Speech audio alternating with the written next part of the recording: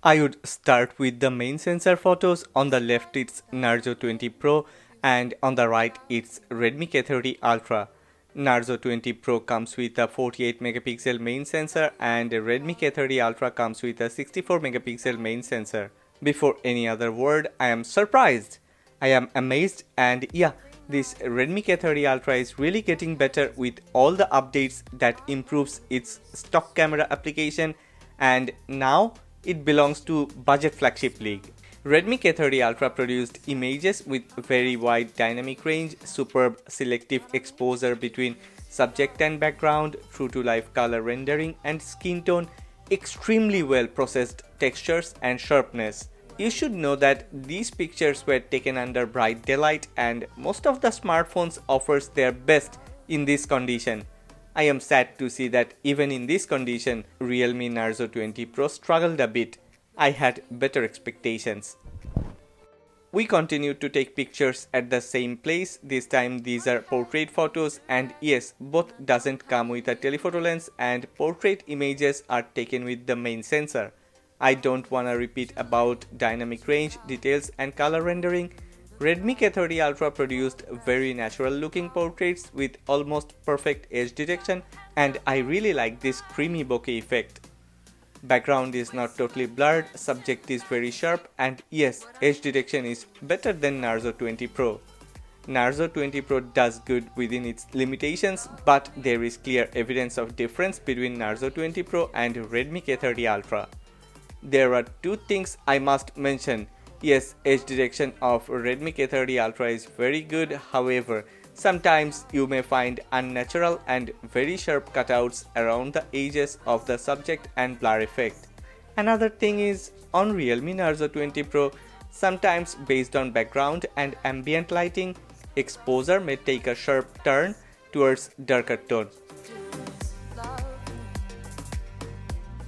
Redmi K30 Ultra have a better ultra-wide sensor. It's a 13 megapixel sensor compared to Narzo 20 Pro's 8 megapixel sensor.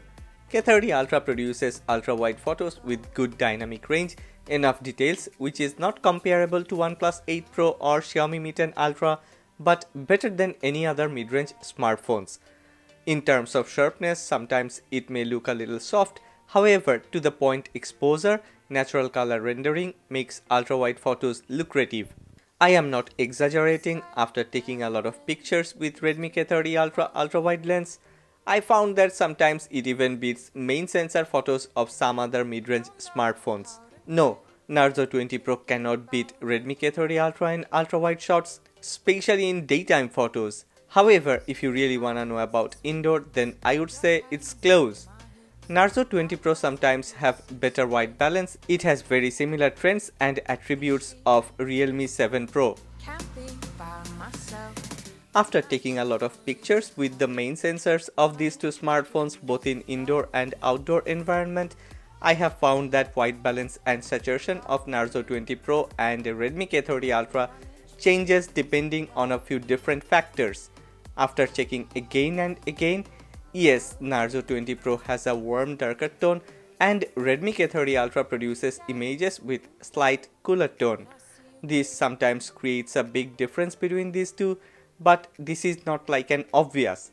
Yes, Narzo 20 Pro generally keeps the tone warm, however, white balance randomly jumps back and forth, which is an issue, and color rendering is very inconsistent.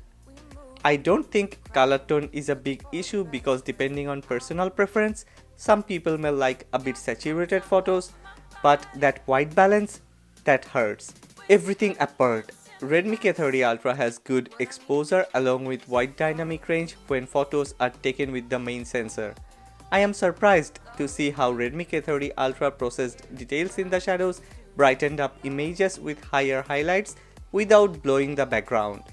Cause at the beginning when it just got released, it wasn't this good. Yes, it got better with its updates. When a lot of colors needed to get reproduced, when there are a lot of different light sources and it requires a lot of post-processing, then I found Narzo 20 Pro starts to lose some details and textures, tries to saturate the colors, tries to increase contrast ratio and fails to process well-lit areas. On the other hand, Redmi K30 Ultra is not a lot better, but somehow managed to process to get better results.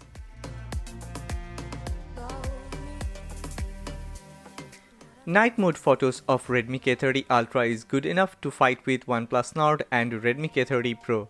Wait, no, that's a bit too much. Redmi K30 Ultra and Realme Narzo 20 Pro both reproduced similar type of night mode photos. Yes, both did great to lit up the images, but look at the image on the right. This one is not only brighter but also have more details.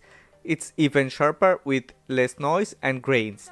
It doesn't mean Redmi K30 Ultra generated good night mode photos. Yes, you actually got to have patience and try a few times to get a very good result. Redmi K30 Ultra night mode performance is pretty average and Narzo 20 Pro is almost close. So you know what do I mean. I think Realme will fix a few issues with their updates, but I don't know whether they can fix the issue with details and sharpness. It's true that sometimes I forgot to add selfie photos and selfie portraits. This time Karina reminded me and here I am. I took nighttime selfie photos. Wow.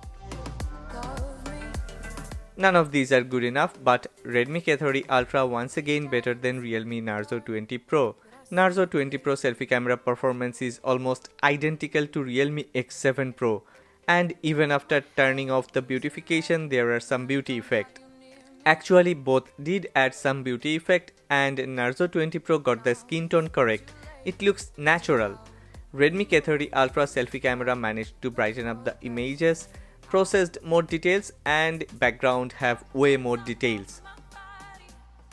Moving on to selfie portrait, once again color rendering, sharpness and details is better on Redmi K30 Ultra, but Narzo 20 Pro got the skin tone correct. Yes, sometimes I feel like there is some sort of saturation on Redmi K30 Ultra selfie and selfie portraits, but when I check details and sharpness, then those little bit saturation is nothing. Creamy bokeh effect, better edge detection, these are the basics of perfect selfie portraits and Redmi K30 Ultra does the basic with perfection. This is a set of 4K 30 frames per second videos. On the left you can see again a bit saturated as usual, and most importantly check that white balance. That really hurts. I held the smartphones carefully and you can see good stabilization. Yeah, not much of a jelly effect is visible. Dynamic range is better, there are more details, and also white balance and exposure is really better on the video recorded by Redmi K30 Ultra. I truly don't recommend that you record 4K videos on any of these two smartphones when you are walking or running, cause that would generate a lot of jelly effect and hurt the quality of the recording. This time these are 1080p 30 frames per second videos. Yes, I have intentionally chosen this harsh lighting condition, and none of these two smartphones got enough mark to pass the test. Saturation and white balance jumps back and forth on both of these two smartphones, which truly hurts and made the videos worse than it is. Sharpness and details are good on both. Exposure is not that good but a little bit better on Redmi K30 Ultra. Anyway, we are about to wrap up. What do you think about these two smartphones' camera performance? Please don't forget to write a comment. If you have liked this video, then please click on the like button and subscribe to this channel. What I need you to do is love.